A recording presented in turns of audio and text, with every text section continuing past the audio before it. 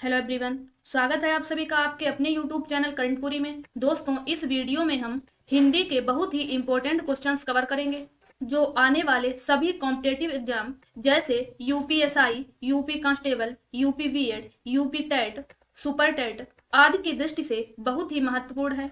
इसके अलावा इस चैनल पर daily current affairs, GK GS तथा साइंस की बेहतर तैयारी कराई जाती है।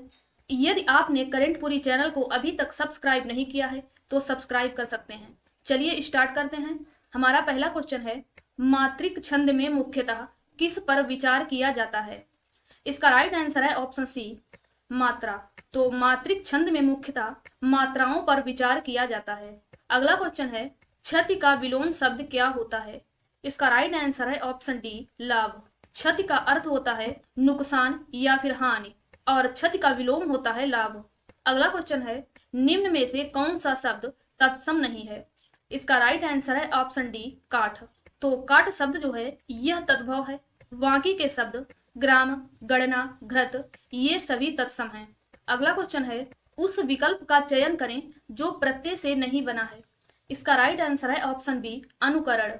अनुकरण शब्द जो है यह अनु उपसर्ग से बना है। इस शब्द में प्रत्यय नहीं है। बाकी के शब्द डूबता में ता प्रत्यय, सुंदरता में ता प्रत्यय और लड़ाई में आई प्रत्यय ये शब्द प्रत्यय के प्रयोग से बने हैं, जबकि अनुकरण में प्रत्यय नहीं बल्कि अनु उपसर्ग लगा है। अगला क्वेश्चन है, दुरुक्ति शब्द में कौन सा उपसर्ग है?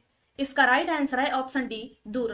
दुरुक्ति शब्द में दुर उपसर्ग का प्रयोग हुआ है। अगला क्वेश्चन है, निम्न में से पक्षी का समानार्थी शब्द क्या है? इसका राइट आंसर है ऑप्शन डी, खग। इसके अलावा पक्षी के अन्य भी समानार्थी होते हैं जैसे विहग, द्विज, शकुनी और पखेरु। अगला क्वेश्चन है, तुम खाओगे या मैं खाऊं रेखांकित शब्द में अव्यय का कौन सा भेद है? इसका राइट आंसर है ऑप्शन सी, समुच्चयबोधक अव्यय। यदि बात करें अव्यय की तो अव्यय को अविकारी शब्द भी कहते हैं और ऐसे शब्द जिनके रूप, वचन, लिंग, काल आदि के परिवर्तन से भी वाक्य पर कोई असर नहीं पड़ता है उन्हें अव्यय या अविकारी शब्द कहते हैं। और अव्यय के चार भेद होते हैं। एक तो होता है क्रिया विशेषण अव्यय, दूसरा होता है संबंध बोधक अव्यय, तीसरा होता है समुच्चय बोधक अव्यय और चौथा होता है विस्मयादि बोधक अव्यय। यहाँ पर बात हो रही है समुच्चय बोधक अव्यय की। तो दो वाक्यों को जोड़ने वाले शब्द समुच्चय बोधक अव्यय कहलाते हैं। जैसे यहाँ पर वाक्य दिया हुआ है, तुम खाओगे मैं खाऊं, और यहाँ पर या शब्द का प्रयोग करके इन दोनों वाक्यों को एक में जोड़ दिया गया और वाक्य हो गया तुम खाओगे या मैं खाऊं। तो यहाँ पर समुच्चय बोधक अव्यय का प्रयोग किया गया है। अगला क्वेश्चन है, तोलाराम ताला तोल के तेल में तल गया इस पंक्ति में कौन सा अलंकार है? इसका राइट आंसर है ऑप्शन बी, अनुप्रास अलंकार। तोलाराम ताला तोल के तेल में तल गया, इसमें अनुप्रास अलंकार है। अनुप्रास अलंकार की पहचान होती है जब एक ही अक्षर वर्ण की आवृत्ति बार बार हो, वहां पर अनुप्रास अलंकार होता है। यहाँ पर जो वाक्य दिया है इसमें ता वर्ण की आवृत्ति बार बार हो रही है, इसीलिए यहाँ पर अनुप्रास अलंकार है। अगला क्वेश्चन है, 2018 का साहित्य अकादमी पुरस्कार किस रचनाकार को दिया गया? इसका राइट आंसर है ऑप्शन सी, चित्रा मुद्गल। 2018 का साहित्य अकादमी पुरस्कार चित्रा मुद्गल को इनकी रचना post box number 203 Nala Sopara के लिए दिया गया। अगला क्वेश्चन है, इनमें से कौन सा उपन्यास जयशंकर प्रसाद द्वारा रचित है?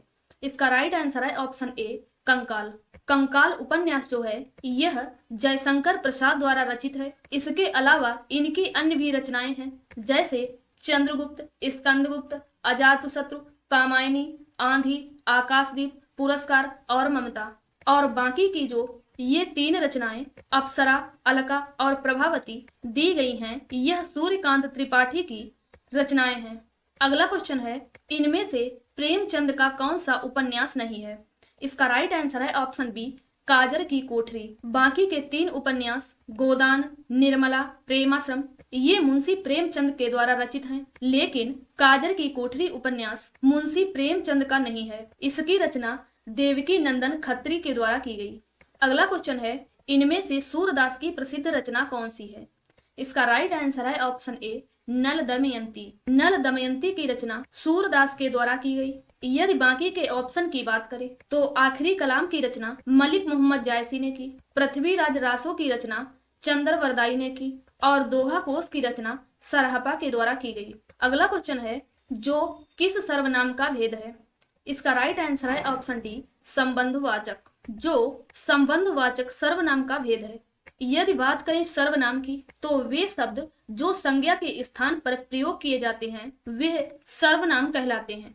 सर्वनाम के 6 भेद होते हैं। पहला होता है पुरुषवाचक सर्वनाम, दूसरा होता है निश्चयवाचक सर्वनाम, तीसरा होता है अनिश्चयवाचक सर्वनाम, चौथा होता है प्रश्नवाचक सर्वनाम, पांचवा होता है संबंधवाचक सर्वनाम और छठा होता है निजवाचक सर्वनाम। अगला क्वेश्चन है, कौन सा व्यंजन तालु द्वारा उच्चरित होता है? इसका राइट आंसर है ऑप्शन ए, ई। तो ई वर्ण जो है यह तालु द्वारा उच्चरित होता है। इसके अलावा चा, छा, जा, झा और वां तथा छोटी ई, बड़ी ई, या और सा जो शलजम वाला सा होता है, ये सभी वर्ण तालु द्वारा उच्चरित होते हैं। अगला क्वेश्चन है, जिन वर्णों के उच्चारण में जीव, तालु, दंत, ओष्ठ के स्पर्श से होता है किंतु ये अंग कहीं भी एक दूसरे का पूर्ण स्पर्श नहीं करते, वे क्या कहलाते हैं? इसका राइट आंसर है ऑप्शन सी, अंतस्थ व्यंजन। अंतस्थ व्यंजन की संख्या 4 होती है, या, र, ला और वा। अगला क्वेश्चन है, निम्न में से रुपया का बहुवचन क्या होगा? इसका राइट आंसर है ऑप्शन बी, रुपए। तो रुपया का बहुवचन रुपए होता है। अगला क्वेश्चन है, निम्न में से शाखा का बहुवचन क्या होगा? इसका राइट आंसर है ऑप्शन बी, शाखाएं। शाखा का बहुवचन शाखाएं होता है। अगला क्वेश्चन है, निम्न में से पूज्य का स्त्रीलिंग क्या होगा? इसका राइट आंसर है ऑप्शन डी, पूज्या। पूज्य का स्त्रीलिंग पूज्य होता है।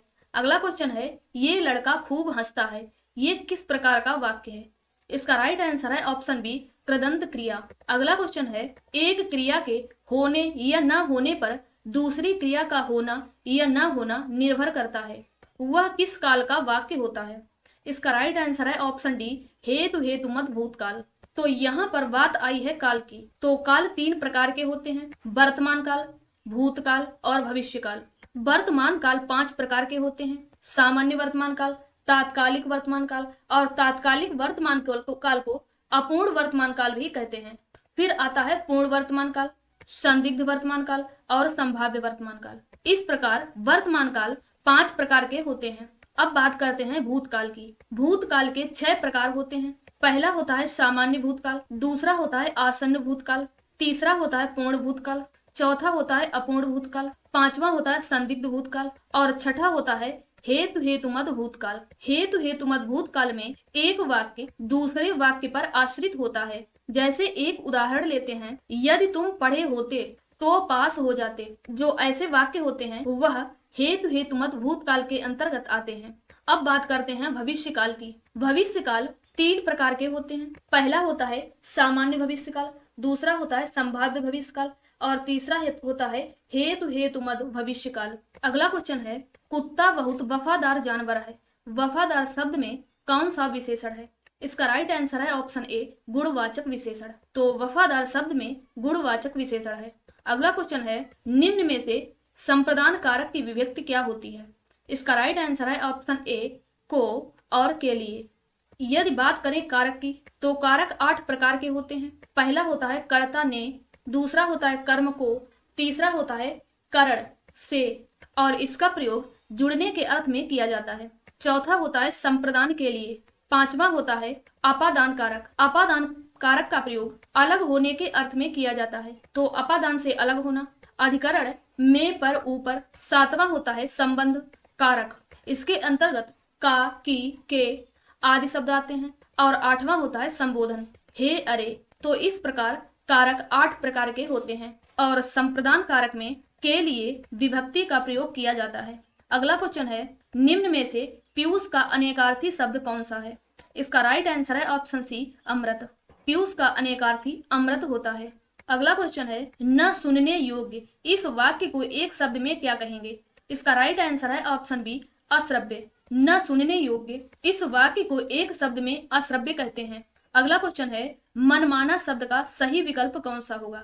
इसका राइट आंसर है ऑप्शन बी, मन से माना हुआ। मन से माना हुआ मनमाना होता है। अगला क्वेश्चन है, व्यक्ति का नाम आदि को संक्षेप में लिखने के लिए उसका पहला अक्षर लिखने के बाद निम्न में से किस चिन्ह का प्रयोग किया जाता है? इसका राइट आंसर है ऑप्शन सी, लाघव चिन्ह। तो व्यक्ति का नाम आदि को संक्षेप में लिखने के लिए उसका पहला अक्षर लिखने के बाद लाघव चिन्ह का प्रयोग किया जाता है। अगला क्वेश्चन है, श्यत आशावादिते इति रसः, रस संबंधी यह व्याख्या किसने की है? इसका राइट आंसर है ऑप्शन डी, मम्मट। आचार्य मम्मट ने रस को श्यत आशावाद्यते इति रसः कहा है। आचार्य मम्मट के अनुसार रसों की संख्या 9 मानी गई है और इन्होंने 9वां रस शांत रस को माना है।